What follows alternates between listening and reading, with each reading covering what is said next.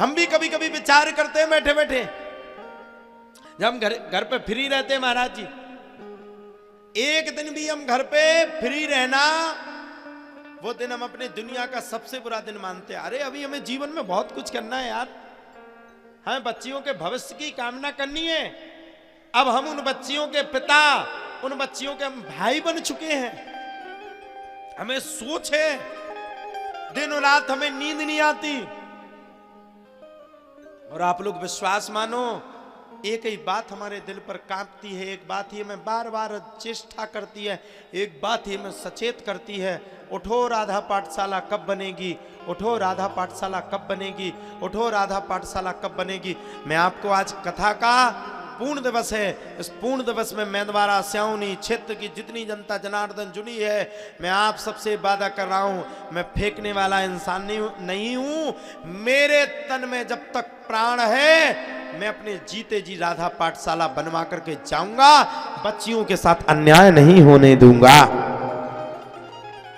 हमने देखा बालिकाओं के साथ अन्याय किया जाता, उन्हें पढ़ने के लिए प्रोत्साहित नहीं किया जाता, उन बच्चियों के लिए अन्याय किया जाता, वो रोती हैं, बिलखती हैं, उनको पढ़ने के लिए उनके माँ बाप नहीं जाने देते। हो गया स्कूल, बेटी आए तो सबको कर्ज लगता है और बेटा आए तो सबको फर्ज लगता है। ये कहां की रीति है भाई? और ध्यान रखना, बाद में अगर आपका कोई सम्मान करता है तो बेटा कभी नहीं कर सकता, बेटी ही आपका सम्मान करेगी। है? हमारी बिटिया है, आज भी वो समय से उठ जाती है, पप्पा क्या कर रहे हो, पिताजी क्या कर रहे हो। हम अगर उससे कहते बेटा जाओ पानी ले आओ, तो 3 साल की दौड़ करके पानी लाएगी।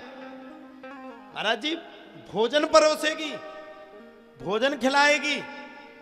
सुबह अगर हम थोड़ा सा लेट हो जाएं तो तुरंत में जगाएगी, पप्पा उठो सुबह हो गई। और जब वो मुस्कुराती है तो उसके अंदर की मुस्कुराहट मुझे ऐसे लगती है जैसे स्वयं राधा रानी सरकार हमारे घर पर विराजमान हो गई।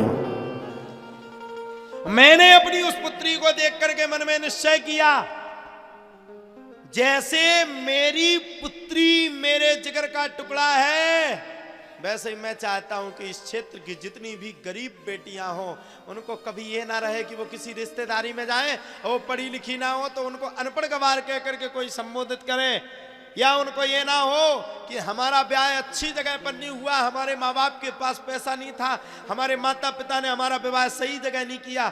मैं प्रार्थना करना चाहता हूं, अब मैं हूं, मैं मर सकता हूं लेकिन बेटियों के साथ अन्याय नहीं होने दे सकता हूं।